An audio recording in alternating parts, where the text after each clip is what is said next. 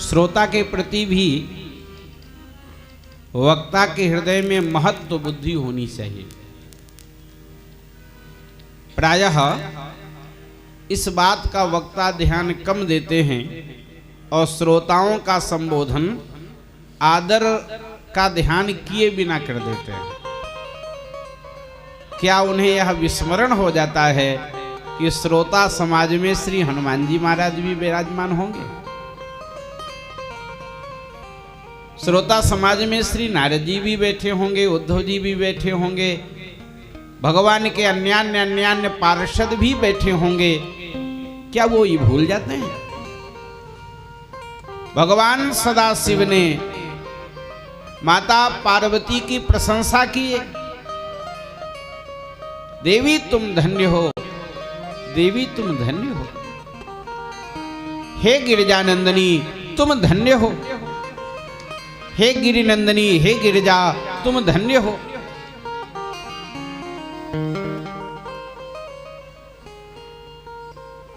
क्यों धन्य हो? इसलिए धन्य हो कि तुमने मेरे ऊपर उपकार किया है, भगवान के चरित्र गाने का तूने अवसर दिया है। अगर तू प्रश्न न करती तो हम किसको लक्ष्य करके कथा सुनाते, इसलिए तुमने मुझे कथा कहने का अवसर प्रदान किया है। हम तुम्हारी प्रशंसा करते हैं। भगवान भोलेनाथ ने माता पार्वती से कहा, तुम्हारे मन में संदेह नहीं है, भ्रम नहीं है, पर तुमने ऐसी आशंका इसलिए किया, ऐसे प्रश्न इसलिए किया कि तुम भगवान के चरित्र को सुनना चाहती हो। देवी हम तुम्हें अवश्य चरित्र सुनाएंगे, पर एक वर्ग का जो प्रतिनिधित्व करती हुई तुम ये बात जो कही हो वो हमें अच्छा नहीं लगा। क्या कि सगुण और निर्गुण में क्या अंतर है? वो जो निर्गुण है वो सगुण क्यों हुआ?